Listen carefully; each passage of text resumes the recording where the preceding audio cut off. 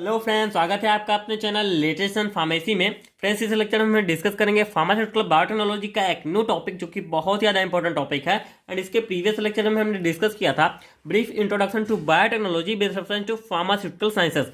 इसमें हमने बायोटेक्नोलॉजी का ब्रीफ इंट्रोडक्शन एंड इसका फार्मास्यूटिकल साइंस में एप्लीकेशन क्या होता है इस टॉपिक को डिस्कस किया था। एंड इस लेक्चर का हमारा जो टॉपिक होगा वो होगा एंजाइम बायोटेक्नोलॉजी, जिसमें हम एंजाइम क्या होता है एंड एंजाइम इमोबिलाइजेशन क्या है एंड इसका मेथड क्या है। जो एंजाइम इमोबिलाइजेशन प्रोसेस है उसके कौन कौन से मेथड्स हैं एंड इसका फार्मेसी में एप्लीकेशन क्या है, इस फुल टॉपिक को, फुल कॉन्सेप्ट को हम क्लियर आउट करेंगे।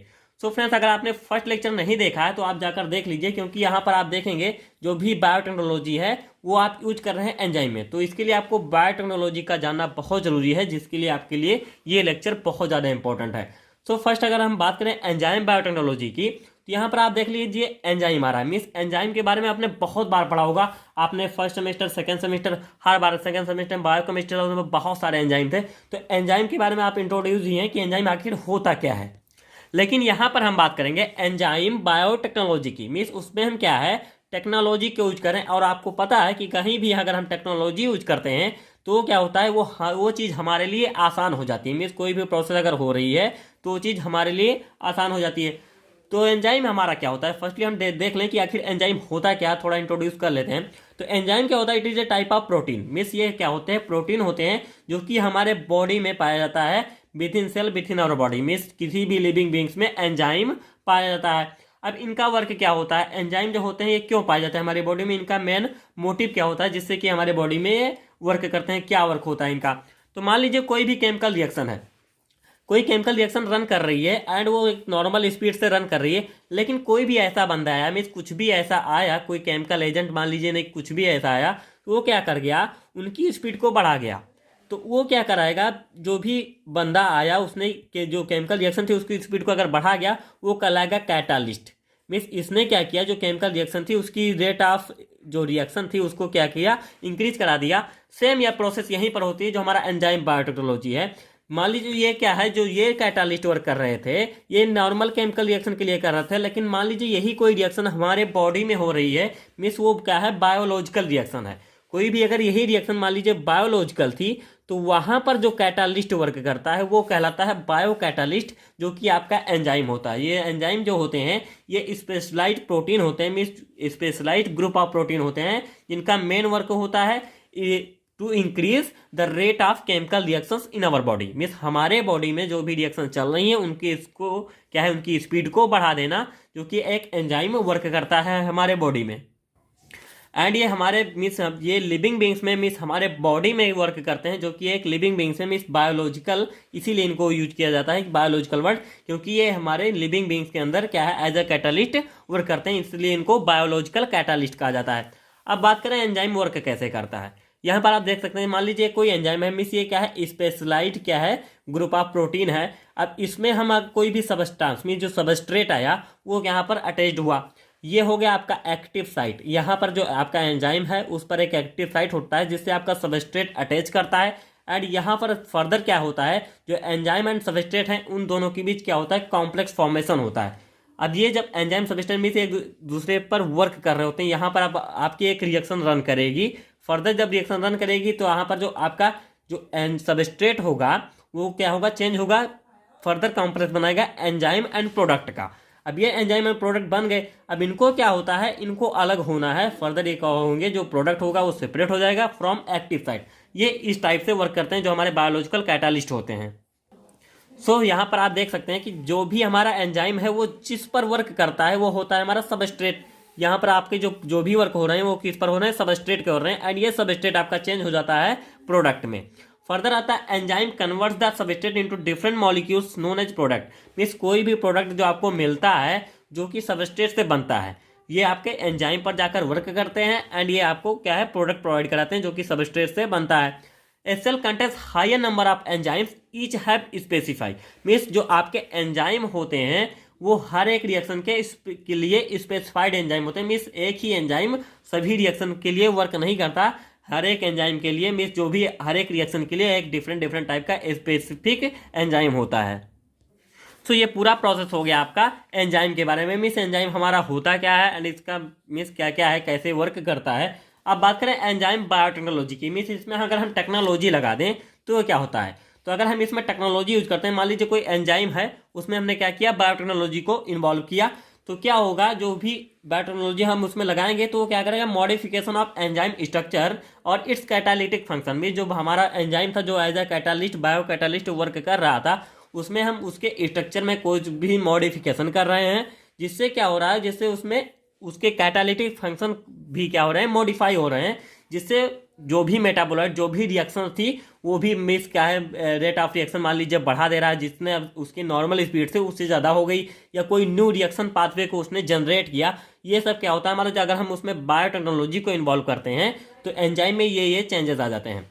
अब आता है एंजाइम टेक्नोलॉजी। एंजाइम टेक्नोलॉजी का अगर हम यूज करें, जैसे अगर हम उसमें एंजाइम में क्या है, टेक्नोलॉजी को हमने यूज कर लिया, तो वो क्या करता है, बहुत ज़्यादा टाइप के मिस कोई भी एंजाइम था उसमें और बहुत ज़्यादा क्या है चेंज कर देगा, जिससे क्या होगा, आप उसको यूज कर सकते हैं फूड प्रोसेसिंग में, प्रिजर्वेशन में, फिर टेक्सटाइल इंडस्ट्री में इसका यूज किया जाता है, एंड मेडिसिन में, एंड डिटर्जेंट्स में, एंड पेपर इंडस्ट्री में। इन सब टाइप में क्या है, जब हम एंजाइम एंड टेक्नोलॉजी को आप इन्वॉल्व करते हैं तो इनका टाइप एप्लीकेशन क्या होता है, इतना ज़्यादा बढ़ जाता है कि एज अ बायो कैटालिस्ट ना यूज करते हुए इनको हम फूड प्रोसेसिंग में भी यूज करते हैं, प्रिजर्वेशन में यूज करते हैं, टेक्सटाइल इंडस्ट्री में भी इन एंजाइम को हम यूज करते हैं, एंड मेडिसिन के भी मिस फॉर्मेशन में, प्रोडक्शन में भी हम इनको यूज करते हैं। अगर ये सब आपके हो गए टेक्नोलॉजी को इन्वॉल्व करने के बाद, ये आपके लिए बेनिफिशियल हो गए, जो भी बेनिफिट्स आपको मिल रहे हैं। अब आप आते हैं एंजाइम इमोबिलाइजेशन में, जो भी हमारा टॉपिक है, मेन टॉपिक था हमारा कि एंजाइम इमोबिलाइजेशन हमारा क्या होता है। तो अगर हम इमोबिलाइजेशन को डिस्कस करेंगे, जो एंजाइम इमोबिलाइजेशन है, इसमें आप एक वर्डिंग को देखिए जो कि क्या है, इमोबिलाइजेशन। इमोबिलाइजेशन मीन्स ये कुछ रिलेट कर रहा है किससे, मूवमेंट से। अब मोबिलाइजेशन मीन्स क्या होता है, मूवमेंट मीन्स क्या है, जो आपका एंजाइम है वो रन कर रहा है, लेकिन इमोबिलाइजेशन मीन्स हमने एंजाइम को क्या किया, एक स्पेसिफिक जगह पर क्या किया, उसको रख दिया वहां पर, वहां से वो मूवमेंट नहीं कर सकता। जैसे आपको पता है, कोई भी मान लीजिए हमारे एक एंजाइम है, अब ये जब सबस्ट्रेट के ऊपर रन करेगा, ये जब सबस्ट्रेट के ऊपर रन करेगा तो ये फर्दर क्या करेगा, ई एंड प्लस जो यस है इसका कॉम्प्लेक्स फॉर्म होगा, एंड फर्दर क्या होगा, ई एंड पी का जो मैंने बताया था एंजाइम एंड प्रोडक्ट, इसका ये फॉर्म में आएंगे, जिससे क्या होगा, एंजाइम हमारा एज इट इज बाहर हो जाएगा एंड प्रोडक्ट हमारा हमको प्राप्त हो जाएगा। लेकिन यहाँ पर हम क्या कर रहे हैं, जो एंजाइम हमारा रन कर रहा था सबस्ट्रेट पे, उस एंजाइम को हमने क्या किया, उसकी मूवमेंट जो थी उसको हमने स्टेट कर दी, मीन्स जो मूवमेंट हो रही थी इसको हमने रोक दिया, तो ये हो जाता है हमारा एंजाइम इमोबिलाइजेशन। ये एक ऐसा प्रोसेस है, मीन्स इसमें हम क्या करते हैं, जो एंजाइम इमोबिलाइजेशन है उसमें हम जो हमारा एंजाइम है उसको हम कन्फाइंड मीन्स एक ही जगह पर उसको स्थित कर देते हैं, एक ही जगह पर उसको रोक देते हैं, जो हमारा एंजाइम मॉलिक्यूल है, to a solid support over which a substrate is passed and converted to products. Means कोई भी अगर एंजाइम है हमारा, उसको हमने एक जगह कर रोक दिया एंड उसके ऊपर से हमने क्या किया, सबस्ट्रेट को क्या है पास कराया। यहाँ पर एंजाइम की जो मूवमेंट थी उसको हमने क्या करी, रोक रखी, उसको स्टेट कर रखा है। इस पर हम क्या कर रहे हैं, हमारा जो सबस्ट्रेट है उसको हम पास करा रहे हैं, जिससे वो हमारा प्रोडक्ट में चेंज हो रहा है। ये आपका मेन प्रोसेस होगा। अब इसको डिफिनेशन के तौर पे अगर हम देखें, एंजाइम इमोबिलाइजेशन में be defined as a process of confining the enzyme molecule to a solid support over which a substrate is passed and converted to product. Means जो एंजाइम इमोबिलाइजेशन है उसमें हम क्या करते हैं, हमारा जो एंजाइम है उसको हम कन्फाइन मीन्स एक स्पेसिफिक एरिया में, मान लीजिए जो भी एंजाइम है उसको, ये टू टाइप्स के होता है। मीन्स अगर एंजाइम को हम एक स्पेसिफिक एरिया में, मान लीजिए इतने एरिया तक वो रन कर सकता है, मीन्स प्रोसेस इतने ज़्यादा एरिया में हो रहे हैं, लेकिन उसको हम एक ऐसे सिचुएशन में डाल दें कि वो इतने एरिया तक रन कर सकता है, या फिर उसको अब ऐसे सपोर्ट से अटैच कर दें कि वो एक जगह पर ही, उसी स्पेसिफिक जगह पर ही रहेगा। अब इमोबिलाइज्ड एंजाइम की अगर हम बात करें, मीन्स इसको अगर आप देखेंगे तो आपको ऊपर का प्रोसेस समझ में आ जाएगा। थोड़ा टफ टॉपिक आपको लग रहा होगा, लेकिन बहुत ज़्यादा ईजी है। अब इमोबिलाइज्ड एंजाइम क्या होता है, enzyme whose movement is space has been restricted either completely or small limited region. Means जो हमारा एंजाइम था उसको हम क्या करें, या तो हम उसकी जो रनिंग जो थी, मीन्स जो भी उसका मूवमेंट था उसको एक स्पेसिफिक एरिया तक कर दें, जिससे उसका जो रिस्ट्रिक्शन करें हम फुली रिस्ट्रिक्शन अगर कर दें, मान एंजाइम यहीं पर है तो यहीं पर रहे, या फिर एक स्पेसिफिक रीजन तक उसका हम मूवमेंट कर दें, तो ये हो जाता है हमारा प्रोसेस क्या है, एंजाइम इमोबिलाइजेशन। एंड जो इस टाइप के जो एंजाइम होते हैं उनको क्या कहते हैं, इमोबिलाइज्ड एंजाइम, में जो कि मूवमेंट नहीं कर सकते, या तो वो कंप्लीटली मिस स्टेड हो जाएंगे, या तो फिर थोड़ा क्या है स्मॉल जो लिमिटेड रीजन के लिए उनको रिस्ट्रिक्ट कर दिया जाएगा। अब बात आती है इमोबिलाइजेशन। मिस इसका इमोबिलाइजेशन का क्यों करते हैं आखिर हम, इमोबिलाइजेशन का हमारा मिस एडवांटेज क्या है, इससे हमको लाभ क्या होता है। तो अगर हम किसी भी एंजाइम को इमोबिलाइज कर देते हैं तो उनका क्या होता है, इंक्रीज फंक्शनल एफिशिएंसी में जो उनकी फंक्शनल जो कार्य करने की जो उनकी एफिकेसी है, एफिशिएंसी है, वो बढ़ जाती है। एंड प्रोटेक्शन फ्रॉम डिग्रेडेशन या डीएक्टिवेशन, जो एंजाइम हमारा मान लीजिए कोई भी एंजाइम वर्क कर रहा था वो डीएक्टिवेट हो रहा है, उसका डिग्रेडेशन मीन्स उसमें क्या है वो टूट जा रहा है, एंजाइम क्या है वो प्रोडक्ट के साथ इन्वॉल्व हो जा रहा है, तो उससे आपको प्रोटेक्शन मिल जाता है। एंड रीयूज ऑफ एंजाइम, मान लीजिए जो भी आपने एक जगह पर अगर एंजाइम को रख दिया है उसको आप निकाल कर अगेन उसको हम रीयूज कर सकते हैं, ये आपका हो गया। एंड नेक्स्ट आता है इम्प्रूव प्रोसेस कंट्रोल, जो भी आपका प्रोसेस कंट्रोल था वो इम्प्रूव होता है, क्योंकि आप मान लीजिए कोई भी केमिकल रिएक्शन हो रही थी, यहाँ पर मान लीजिए कोई केमिकल रिएक्शन चल रही है, आपने इसमें एक एंजाइम डाला जो कि आपका स्पेसिफिक रीजन तक है, अगर उसमें रिएक्शन को आपको कंट्रोल करना है तो उस एंजाइम को आप निकालेंगे, तुरंत रिएक्शन वहाँ पर बंद हो जाएगी। तो इसमें हम क्या कर सकते हैं, जो प्रोसेस हमारा हो रहा था उसको हम कंट्रोल कर सकते हैं। इनहेंस्ड स्टेबिलिटी में जो एंजाइम की स्टेबिलिटी है वो भी आपकी बढ़ जाती है। एंड कॉस्ट एफिशिएंसी, आप जानते हैं क्योंकि अगर हम एंजाइम को बार बार रीयूज कर सकते हैं, मिस उसको हम निकाल कर यूज करें तो उसके लिए कॉस्ट आपको बहुत ज़्यादा मिस आपको कॉस्ट के तौर पे लाभ मिलेगा। Less chance of contamination in products में, जो प्रोडक्ट्स में आपका एंजाइम मॉलिक्यूल जो एंजाइम था वो भी इन्वॉल्व हो जाता था। मिस कभी कभी क्या होता है जो प्रोडक्ट में क्या है एंजाइम आ जाता है, वैसे जनरली आता नहीं है, लेकिन मान लीजिए कभी आ गया तो उसका भी इसमें लेस चांस होता है जब आप एंजाइम को इमोबिलाइज कर देते हैं। मिस ये सब आपके इसके एडवांटेजेस हो गए। अब आ जाता है डिसएडवांटेजेस ऑफ इमोबिलाइजेशन। तो इसमें डिसएडवांटेज क्या क्या आते हैं, high cost for the isolation, purification and recovery of active enzyme. Means कोई भी एंजाइम अगर आप एक्टिवेट हो गया, कोई भी एंजाइम अगर रिएक्शन में इन्वॉल्व हो गया तो उसको फर्दर आइसोलेट करना, उसको प्यूरिफाई, मीन्स उसकी जो रिकवरी होती है उसमें क्या है हाई कॉस्ट आता है, उसमें मीन्स वो क्या थोड़ा एक्सपेंसिव हो जाता है आपके लिए। And use in industrial application are limited, means इसको हम थोड़े तौर पर नहीं यूज करते। मान लीजिए अगर इसको हम एज अ लैब यूज करना चाहें तो उसको इस तौर पे हम यूज नहीं करते, इसको इंडस्ट्रियल एंड कमर्शियल एप्लीकेशन पर ही यूज किया जा सकता है, क्योंकि इतना प्रोसेस आप एक छोटे तौर पर नहीं कर सकते। एंड नेक्स्ट आता है loss of catalytic activity in some enzyme, means कुछ एंजाइम क्या होते हैं अपनी कैटालिटिक एक्टिविटी को लॉस कर देते हैं। नेक्स्ट आता है सम एंजाइम बिकम्स अनस्टेबल, कुछ एंजाइम क्या होते हैं वो अनस्टेबल हो जाते हैं। ये सब क्या होते हैं इसके डिसएडवांटेज होते हैं जब हम एंजाइम को इमोबिलाइज कर दें।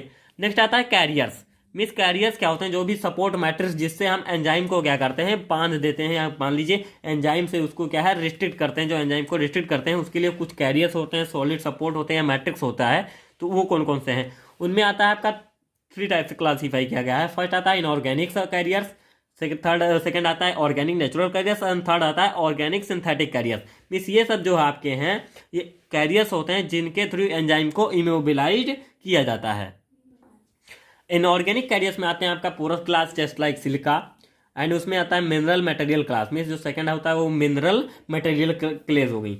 नेक्स्ट आता है ऑर्गेनिक नेचुरल कैरियर्स, इसमें होता है सेलुलोज डेरिवेटिव जिसमें आ गए DEAE cellulose and CM cellulose. Next आता है पॉलीसैकेराइड्स में आपका आ गया एग्रोज, स्टार्च, पेक्टिन, मिस ये सब क्या होते हैं एज यूज किए जाते हैं ऑर्गेनिक नेचुरल कैरियर्स इन एंजाइम इमोबिलाइजेशन। मीन एंजाइम को रिस्ट्रिक्ट करने के लिए ये क्या है ऑर्गेनिक नेचुरल कैरियर्स हैं। अब ऑर्गेनिक सिंथेटिक कैरियर्स क्या होते हैं, पॉलीस्टाइरीन हो गया, पॉलीविनाइल एसीटेट हो गया, एक्राइलिक पॉलीमर्स हो गया, ये सारे क्या है आपके ऑर्गेनिक सिंथेटिक कैरियर हैं। मीन्स इसको हम सिंथेसाइज करते हैं जो कि क्या है वर्क करते हैं as a carrier, means as a support use करते हैं जो भी हम एंजाइम को रिस्ट्रिक्ट करते हैं। अब इनकी प्रॉपर्टी क्या होनी चाहिए, ये सब क्या है बहुत एक्स्ट्रा टॉपिक है, मैंने यूज कर दिया क्योंकि आपके लिए इसकी जानकारी होना जरूरी है कि एंजाइम इमोबिलाइजेशन के मीन्स उसका बेनिफिट क्या है, एंड उसमें जो सपोर्ट यूज करते हैं वो कौन कौन से सपोर्ट हो सकते हैं। ये सब आपके लिए ज़्यादा जानकारी के लिए आपको मिस इन डिटेल्स आप देखेंगे, जैसे फर्दर आपको अगर जीपैट के बारे में सोच रहे हैं तो ये सब आपके लिए जानना बहुत ज़्यादा जरूरी हो जाता है।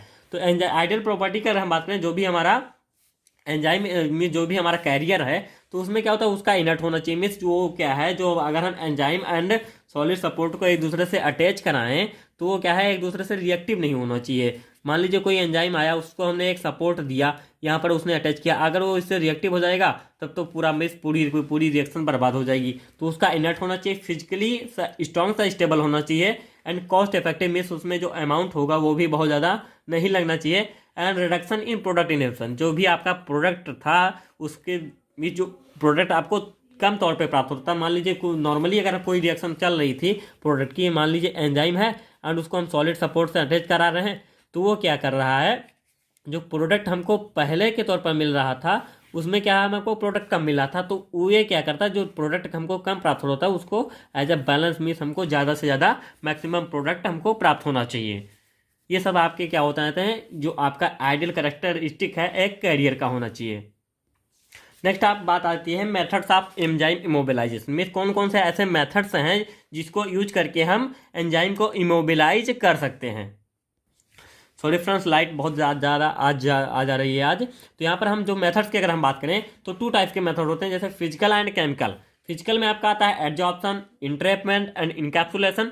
नेक्स्ट आपका जो केमिकल मेथड होते हैं उसमें कोवैलेंट बॉन्डिंग होता है एंड क्रॉस लिंकिंग होता है। ये आपके क्या है 5 टाइप के मेथड हैं, तो ये आपके यूज किए जाते हैं एंजाइम इमोबिलाइजेशन के लिए। फर्स्ट आपका आता है एडजॉर्प्शन मेथड। एडजॉर्प्शन को आप आसानी से समझ सकते हैं। एडजॉर्प्शन मीन्स क्या होता है, जो एडजॉर्प्शन मेथड है उसमें आपका जो सॉलिड सपोर्ट होता है मीन्स बहुत ही ज़्यादा सिंपलेस्ट फॉर्म है आपका एंड बहुत ही ज़्यादा ओल्डेस्ट फॉर्म है, मीन्स बहुत पहले से इसको यूज किया जा रहा था। जो आपका एडजॉर्प्शन मेथड है इसमें क्या होता है, जो भी आपका एंजाइम है वो एब्जॉर्ब हो जाता है। एब्जॉर्ब मतलब जैसे आपने एब्जॉर्ब एंड एब्जॉर्ब वो दो चीज़ें ऐसे टॉपिक होते हैं जिसको आपने पढ़ा था। यहाँ पर क्या एंजाइम मान लीजिए आपका है, अब कोई भी एक सरफेस है, अब ये जब आपका जो एंजाइम है वो जाकर क्या कर गया, इस सरफेस से क्या कर गया, अटैच कर गया, तो ये आपका हो जाता है एडजॉर्प्शन।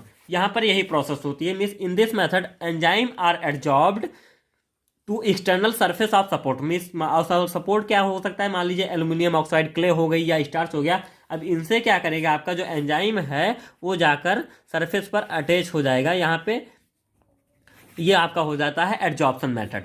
इसमें जैसे ये वर्क क्या करते हैं, जो अटैचमेंट होता है वो होता है बाया हाइड्रोजन बॉन्डिंग, मीन बाया आयनिक इंटरेक्शन और वांडर वाल्स फोर्स। मीन ये जो वीक फोर्सेस होते हैं वो वर्क करते हैं इनको जो एंजाइम एंड जो आपका सॉलिड सपोर्ट है उससे अटैच कराने के लिए। अब आते हैं इसमें जो एंजाइम का इसका जो है, अगर स्टेबलाइज करें, जैसे स्टेबलाइजेस एंजाइम टू सपोर्ट, इनका वर्क क्या होता है, ये कर देते हैं एंजाइम को हमारे क्या है स्टेबलाइज कर देते हैं सपोर्ट से। अब इन्वर्टेज होता है जो एक्टिवेटेड चारकोल, इसमें क्या होता है, ये क्या है आपका सॉलिड सपोर्ट हो गया जो कि यूज किया जाता है इन्वर्टेज एंजाइम के लिए। अब कैटालाइज के लिए उसके लिए भी ये भी यही activated charcoal as a support use करते हैं। अब यहाँ पर बात करें अगर आयनिक इंटरेक्शन की, मान लीजिए जो एडजॉर्प्शन हो रहा है ये आपका क्या होगा, कोई सॉलिड सपोर्ट हो गया जो कि प्रो सॉलिड सपोर्ट है। अब यहाँ पर जो एंजाइम आपका आया वो क्या है इंटरेक्शन कर गया, मीन जहाँ पर आप देख सकते हैं प्लस प्लस प्लस एंड यहाँ पर आपका जो एंजाइम है उसमें माइनस माइनस माइनस चार्ज है। यहाँ पर क्या हो रहा है, मतलब कि यहाँ पर आपका आयनिक इंटरएक्शन हो रहा है एंजाइम एंड जो आपका सॉलिड सपोर्ट है उसके बीच, जिससे क्या हो रहा है, जो एंजाइम होता है वो आपका कर जा रहा है, मीन्स इस पे एब्जॉर्ब हो जा रहा है जो आपका एंजाइम है। अब ये हो गया आपका आयनिक इंटरेक्शन। सेम एज आपका जैसे मान लीजिए यहाँ पर वांडर वाल्स फोर्स लग रहा है, जिससे आपका सब जो एंजाइम है वो सपोर्ट से जाकर अटैच कर गया, और ये क्या करेंगे एंजाइम की जो मूवमेंट है उसको क्या है रिस्ट्रिक्ट कर देंगे जो एडजॉर्प्शन मेथड के तौर पे। नेक्स्ट आपका आता है मेथड्स ऑफ एडजॉर्प्शन में, जो एडजॉर्प्शन प्रोसेस हो रही है उसमें कौन कौन से ऐसे मेथड्स हैं जिससे हम इनको एडजॉर्ब करा सकते हैं। ये थोड़ा डीप पॉइंट है लेकिन मैंने इंक्लूड किया है जिससे आपको इसकी नॉलेज भी मिल जाए।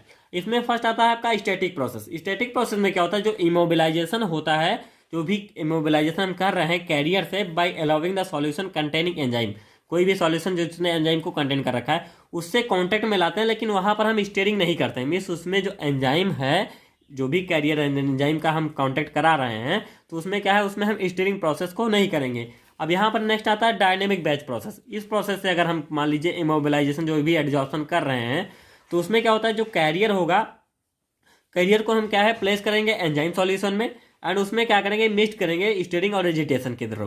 मीन्स वहाँ पर स्टीयरिंग एंड एजिटेशन प्रोसेस हम कराएंगे जिससे एंजाइम सॉल्यूशन क्या होगा एंड कैरियर को हम दोनों को मिक्स करेंगे।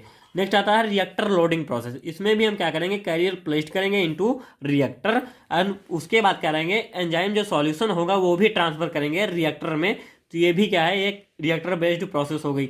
नेक्स्ट आता है इलेक्ट्रोड पोजीशन प्रोसेस। मीन्स इसमें क्या होगा, जो कैरियर होगा वो आपका प्लेस्ड होगा proximal to an electrode in an enzyme bath. कोई भी एंजाइम बाथ लेंगे उसमें आपका कैरियर क्या है वो इलेक्ट्रोड पर लगा होगा एंड उसको एक एंजाइम बाथ में हम रखेंगे। तो अब वहाँ पर जब इन तीनों इसको हम अटैच करा देंगे, मान लीजिए कोई कैरियर था उसको इलेक्ट्रोड से अटैच कराया और उसको हम एक एंजाइम बाथ मिलेंगे जिसमें आपका एंजाइम रखा है। अब उसमें हम जब करंट पुट ऑन करेंगे तो जिससे क्या करेगा, एंजाइम माइग्रेट करेगा और वो जाकर अधेयर कर जाएगा किससे, जो आपके कैरियर है उसके सरफेस से। ये आपका हो गया सारे प्रोसेस जिससे हम क्या है एडजॉर्प्शन करा रहे होते हैं।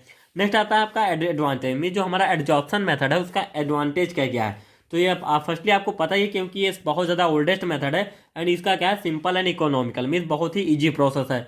Limited loss of activity, means जो एंजाइम की एक्टिविटी है जो भी लॉस होता है वो बहुत लिमिटेड होता है, मीन्स बहुत कम होता है। कैन बी रिसाइकल्ड सा रिजनरेटेड सा यूज, जो एंजाइम होता है उसको हम अगेन रिसाइकिल रिजनरेट कर सकते हैं एंड उसको रीयूज कर सकते हैं। मिनिमम एक्टिवेशन स्टेप्स इन्वॉल्व, इसमें क्या होता है जो एक्टिवेशन स्टेप्स होते हैं बहुत कम होते हैं, बहुत ज़्यादा मीन्स स्टेप बहुत ज़्यादा, एक क्रिटिकल वर्क नहीं होता।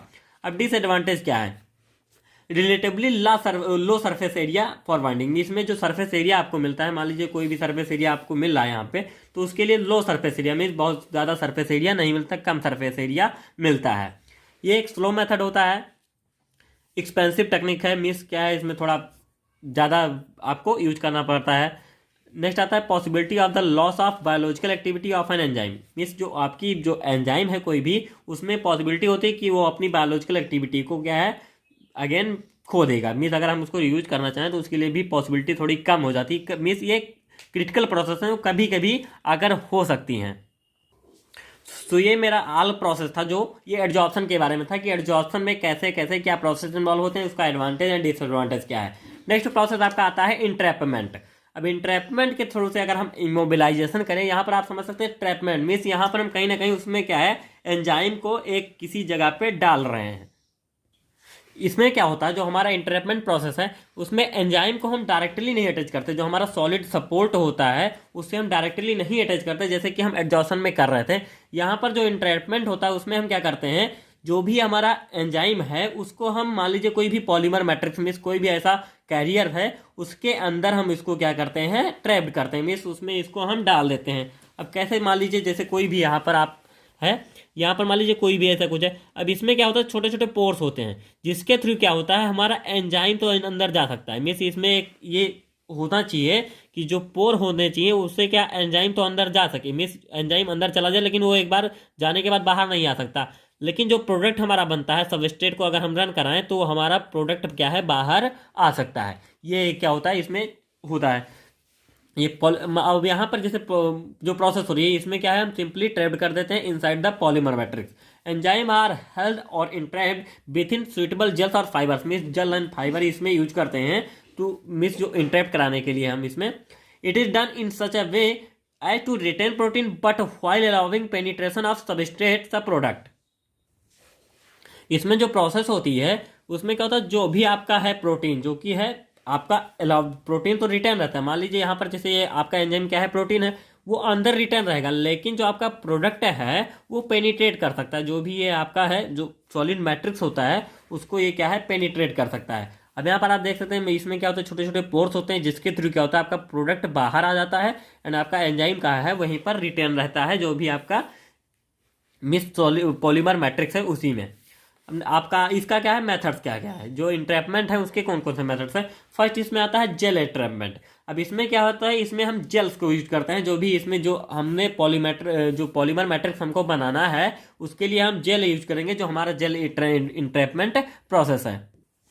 अब यहाँ पर जो हमने पॉलीमर मैट्रिक्स बना रखी है उसमें हम यूज कर रहे हैं क्या पॉली एक्राइलामाइड जेल। यहाँ पर मीन्स जो हम पॉलीमर जो भी मैट्रिक्स बनाने के लिए यूज करेंगे उसमें हम क्या करेंगे एक जेल का यूज करेंगे, यही प्रोसेस है। एंड यहाँ पर जो वर्क होगा सेम एज इट इज होगा, इसमें जो हमारा एंजाइम होगा वो क्या है रिटेन रहेगा एंड जो हमारा प्रोडक्ट होगा वो आप उसको क्या है जो भी पॉलीमर मैट्रिक्स है उसको पेनिट्रेट कर सकेगा। अब यहाँ पर है क्रॉस लिंकिंग होती है जो कि एजेंट आर यूज होते हैं एन मिथाइलिन बाई सेक्राइलामाइड। लेकिन यहाँ पर जो ये मैट्रिक्स हमने बनाई इस तरह से बनाई, लेकिन इस मैट्रिक्स को आप इस टाइप से भी बना सकते हैं। मान ये मैट्रिक्स राउंड शेप में भी हो सकती है, मिस जो भी पॉलीमर मैट्रिक्स हो सकती है वो कई शेप में हो सकती है। नेक्स्ट आता है फाइबर इंट्रैपमेंट। अब यहाँ पर आप देख सकते हैं जैसे फाइबर, तो यहाँ पर जो हम यूज करेंगे जो कैरियर हमारा होगा वो फाइबर होगा। Entrapment of enzymes with in the micro cavities of synthetic fibres. अब इसमें हम जो यूज कर रहे हैं, जैसे ये जो पॉलीमर मैट्रिक्स हमने बनाया है वो सेल्यूलोज एसीटेट का बन रखा है इसमें, जो कि एक फाइबर है। तो ये प्रोसेस हो गया था है हमारा फाइबर इंट्रैपमेंट, मीन्स इसमें हम क्या है एंजाइम को ट्रैप्ड कर देते हैं। एंड इसमें जब एंजाइम एक बार चला गया तो उसके बाद वो जो हमारा प्रोटीन है, जो एंजाइम है, वो रिटेन रहेगा, लेकिन हमारा जो प्रोडक्ट है वो बाहर आ सकेगा। नेक्स्ट प्रोसेस आपका आता है माइक्रो इनकैप्सुलेशन, जो भी ये आपका इनकैप्सुलेशन जो फर्दर आपका नेक्स्ट आपका जो इमोबिलाइजेशन मेथड ही है उसमें भी आता है। एंड माइक्रो इनकैप्सुलेशन आपका आता है जो इंट्रैपमेंट प्रोसेस है, इसमें भी आता है। इसमें क्या करते हैं, जो हमारा एंजाइम हो उसको हम इनक्लोज कर देते हैं एक सेमी परमिएबल पॉलीमर मेम्ब्रेन और मीन्स उसको क्या है, कोई भी पॉलीमर मेम्ब्रेन है वो आपकी स्फेरिकल हो सकती है। तो उसमें क्या है, जो मान यहाँ पर जो आप देख सकते हैं जो एंजाइम इसमें इंट्रैप्ड हुआ है वो एक स्फेरिकल शेप में आपकी सेमी परमेबल कोलोडियन और नायलॉन मेम्ब्रेन होती है, जिसमें क्या है एंजाइम आपका ट्रैप्ड कर देते हैं। ये भी आपका इंट्रैपमेंट प्रोसेस के थ्रू ही होता है, जिससे हम एंजाइम को क्या है इमोबिलाइज करते हैं। एंड इसका एडवांटेज क्या क्या है, ये आपका फर्स्ट प्रोसेस होता है, cheap and low cost matrix available होती हैं इसमें। मीन्स आपको जो प्रोसेस होता है उसमें ये चीप होता है, क्योंकि इसमें जो मैट्रिक्स आप बना सकते हैं उसके लिए क्या है लो कॉस्ट लगती है, इसलिए ये चीप होता है। Less chance of conformational changes in enzyme, जी जो आपका एंजाइम था जैसे आपने लिया था उसको में जो चेंज होते हैं वो इसमें नहीं होते, मीन्स जिसमें क्या है चेंज के लेस चांस होते हैं, जिससे आप उसको रीयूज कर सकते हैं। अब डिसएडवांटेज क्या होते हैं, मीन्स इसमें लीकेज ऑफ एंजाइम, मीन्स जो एंजाइम आपने ट्रैप्ड किया वो क्या है, वो भी क्या है, मान लीजिए आप मैंने बताया था कि प्रोडक्ट पेनिट्रेट करता है, लेकिन चांस होता है कि जो एंजाइम आपका प्रोटीन है वो भी लीकेज कर जाए और बाहर निकल सकता है। नेक्स्ट आता है chance of microbial contamination, means जो अभी आपने बना रखा है, जो भी आपने ये मान लीजिए कोई भी आपका जो इमोबिलाइज प्रोसेस आप कर रहे हैं उसमें क्या है कॉन्टामिनेशन हो सकता है, जिससे आपका प्रोडक्ट खराब हो सकता है। नेक्स्ट आता है आपका मेथड इनकैप्सुलेशन। अब इसमें क्या होता है इनकैप्सुलेशन, आप इसको आसानी से समझ सकते हैं कि इसमें कैप्सुलेशन मीन्स एक कैप्सुलेशन प्रोसेस होती है। मान लीजिए कोई है, अब इसमें क्या है एक कैप्सूल है, इसमें हमने क्या किया जो एंजाइम हमारा है उसको हमने अंदर कर दिया, मीन्स कैप्सुलेशन के जो कैप्सूल है उसके अंदर हम इसको क्या है इनक्लोज कर दें। Immobilization is done by closing the enzyme in a membrane capsule. कोई मेम्ब्रेन कैप्सूल होगी जिसमें क्या करेंगे हम एंजाइम को क्या करेंगे अंदर डाल देंगे। अब ये मेम्ब्रेन जो होगी आपकी वो सेमी परमेबल मेम्ब्रेन होगी, एंड इसको हम क्या करते हैं मेम्ब्रेन कन्फाइनमेंट मेथड भी कहते हैं। एंड इसको कन्फाइनमेंट क्यों कहते हैं, क्योंकि एक स्पेसिफिक रीजन होता है, मीन्स ये क्या है एक ही जगह पर नहीं होता है। मान लीजिए जो रीजन होता है एक स्पेसिफिक रीजन दे दिया जाता है, जबकि एक सपोर्ट जब हम यूज करते हैं तो सपोर्ट से जब अटैच होता है तो वो एक जगह पर उसी जगह पर रहता है, लेकिन रीजन में मीन्स उतने रीजन में वो क्या है रन कर सकता है। तो यहाँ पर क्या है एक स्पेसिफिक रीजन होता है जिससे इसको हम मेम्ब्रेन कन्फाइनमेंट मेथड कहते हैं। एंड इसमें जो semi permeable membrane like nitrocellulose and nylon की हमारी मेम्ब्रेन होगी, जैसे कि हम माइक्रो इनकैप्सुलेशन में यूज करते हैं। सिक्योर डिफरेंस इतना है, जो माइक्रो इनकैप्सुलेशन है उसमें जो कैविटीज होती हैं वो छोटी होती हैं, लेकिन जो इनकैप्सुलेशन प्रोसेस है उसमें जो कैविटी होती है वो आपकी जो रीजन होता है वो ज़्यादा बड़ा होता है। Effectiveness depend upon stability of enzyme, जो इफेक्टिव मीन्स जो ये प्रोसेस है उसकी जो इफेक्टिवनेस है वो स्टेबिलिटी ऑफ एंजाइम पर डिपेंड करती है। अब जो इनकैप्सुलेशन मेथड है उसमें कौन कौन से प्रोसेसेस जो इन्वॉल्व होते हैं इसके इनर में, इसमें होता है आपका micro capsules, membrane reactors and rehydrated vesicles. ये सारे प्रोसेस होते हैं जो इन्वॉल्व होते हैं। अब मेम्ब्रेन रिएक्टर्स आप समझ सकते हैं कि जो हमारा मेम्ब्रेन रिएक्टर होगा इसमें जो इनकैप्सुलेशन प्रोसेस होगा, जो आप जैसे मेम्ब्रेन कन्फाइनमेंट यहाँ पर हम कर रहे हैं, यहाँ पर एक रिएक्टर होगा जिसमें हम उसको क्या है एंजाइम को कैप्सूल करेंगे। नेक्स्ट आता है आपका माइक्रो कैप्सूल, जिसको हमने ऑलरेडी डिस्कस किया है कि ये माइक्रो कैप्सूल क्या प्रोसेस है। एक जो मीन्स एक कैविटी होगी जिसमें हम क्या करेंगे एंजाइम को इनक्लोज कर देंगे, एंड ये कैविटी क्या होगी छोटी होगी, जो कि आपने इंट्रैपमेंट में ही डिस्कस किया था। अब इसका एडवांटेज क्या है, ये चीप एंड सिंपल मेथड है।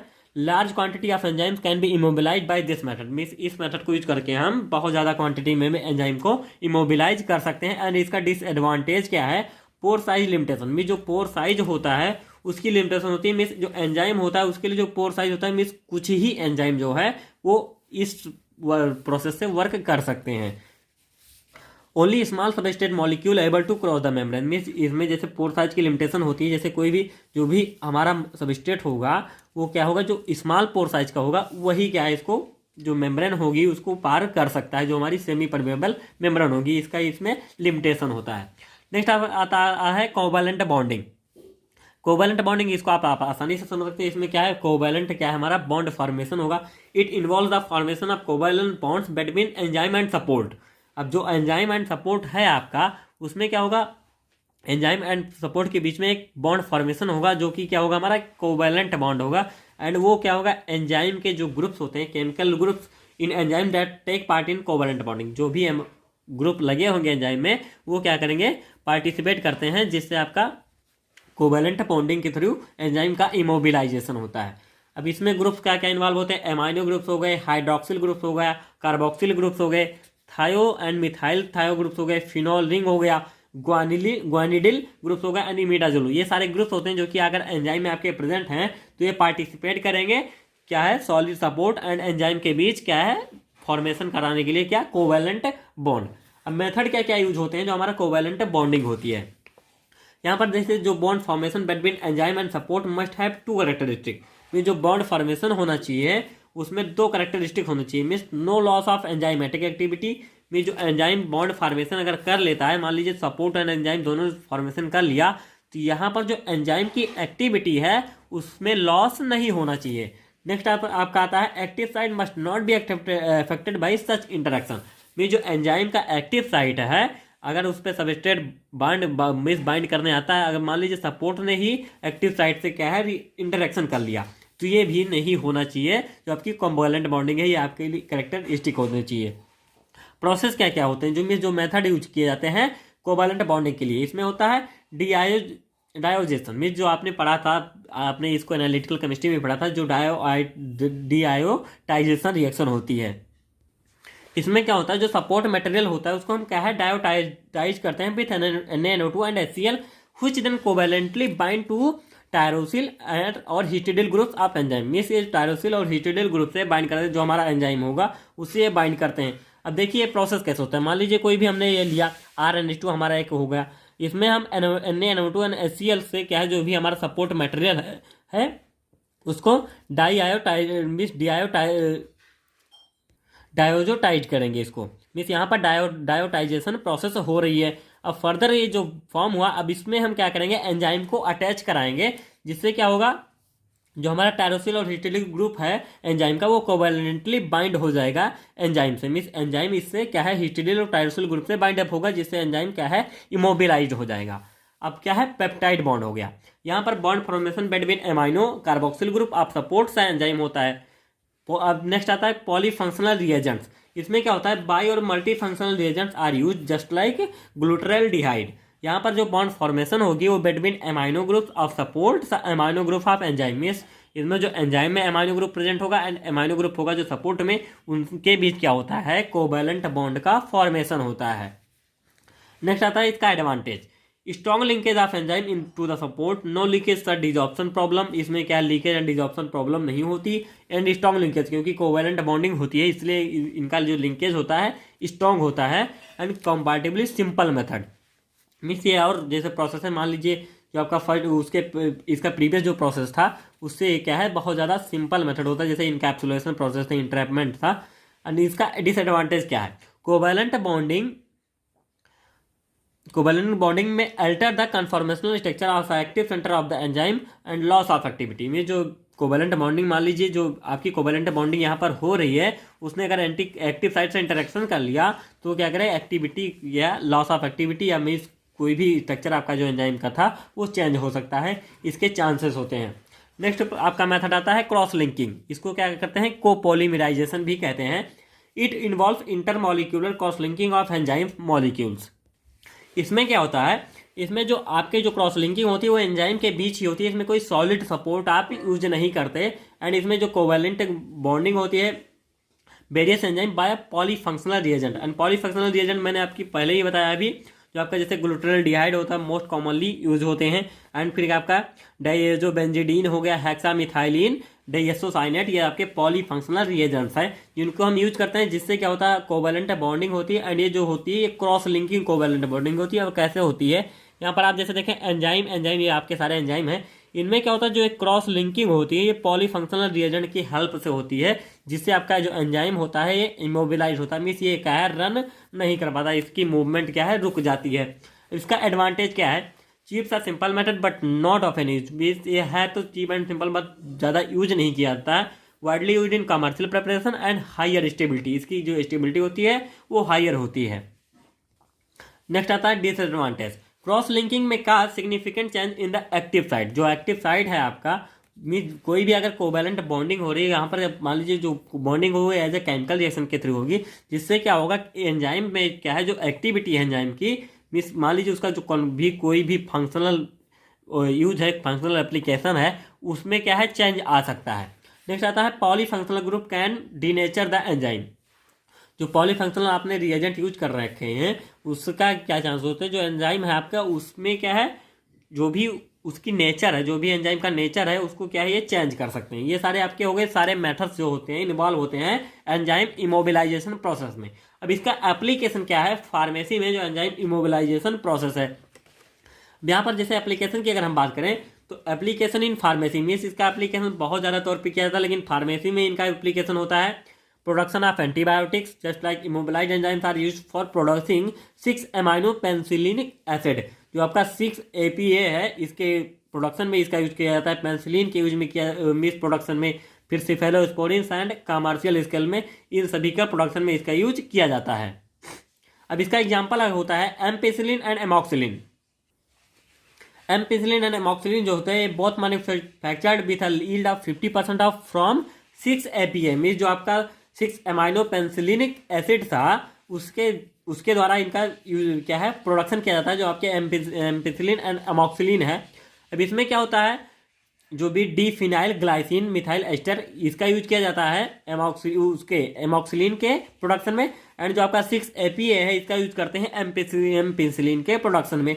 अब इसमें क्या यूज होता है, इसमें होता है जो कंटिन्यूअस फ्लो रिएक्शन होती है enzyme immobilized with cellulose triacetate fiber, जो सेलुलोज ट्राई एसिटेट फाइबर है उसका यूज करते हैं किसके लिए, एंजाइम को इमोबिलाइज करने के लिए इसमें, जिससे कि आपका एम्पेसिलिन एंड एमॉक्सिलिन का प्रोडक्शन हो सके। एंड प्रोडक्शन ऑफ स्टेरॉइड, इसमें क्या होता है synthesis of hydrocortisone and prednisolone from cortexolone, इसके द्वारा क्या है प्रोडक्ट स्टेरॉइड का प्रोडक्शन किया जाता है। एंजाइम इमोबिलाइज्ड विथ पॉलीएक्राइलामाइड, जिसमें जो एंजाइम का मूवमेंट को जो मीन्स जो रोका जाता है, जो रिस्ट्रेंट किया जाता है, रिस्ट्रिक्ट किया जाता है, उसको क्या है पॉलीएक्राइलामाइड के थ्रू इसमें रिस्ट्रिक्ट किया जाता है। नेक्स्ट आता है production of amino acid. Production of amino acid साइक्लेज and fructose syrup obtain from glucose isomerase, में जो ग्लूकोज आइसोमेरेज है इसके द्वारा इसका प्रोडक्शन किया जाता है। Production of acid acetic acid, इसमें क्या है पोरस क्रेमिक्स यूज करते हैं हम, इसको क्या है जो हमारा एंजाइम है उसको इमोबिलाइज करने के लिए। एंड सिट्रिक एसिड के प्रोडक्शन में अगर हम यूज करें तो उसमें कैल्शियम एल्जाइनेट हम यूज करते हैं, जो भी हमारा एंजाइम होगा उसको इमोबिलाइज करने के लिए। अब कुछ एप्लीकेशन और तो हैं जैसे widely use in the diagnosis और treatment of many disease, most commonly use in the fast diagnostic kits like ELISA, में जो भी आपकी किट्स होती हैं जो डायग्नोस्टिक टेस्ट के लिए यूज की जाती हैं उसमें एलिसा का इसके लिए भी इसका यूज किया जाता है। In treatment of pathogenic disease, in production of some other compound just like coenzyme adenine dinucleotide, जो आपका FAD है, एंड विटामिन B12 हो गया, प्रो इंसुलिन हो गया, एंड प्रोस्टाग्लैंडिन, इन सभी के प्रोडक्शन में भी इसका यूज किया जाता है। तो बहुत ही ज़्यादा डाइवर्स एप्लीकेशन है आपके एंजाइम इमोबिलाइजेशन का प्रोसेस का, एंड ये बहुत ही इंपॉर्टेंट टॉपिक था जो कि आपने अभी डिस्कस किया है। So here is end of the video, like share my video and subscribe my channel latest in pharmacy. And अगर आपको कोई भी डाउट है तो आप क्लियर आउट कर सकते हैं। थोड़ा लेक्चर बहुत लॉन्ग चला गया है एंड मैं बहुत ज़्यादा से आपको डिस्क्राइब नहीं कर पाया क्योंकि थोड़ा हेल्थ प्रॉब्लम है, so sorry for that and thank you.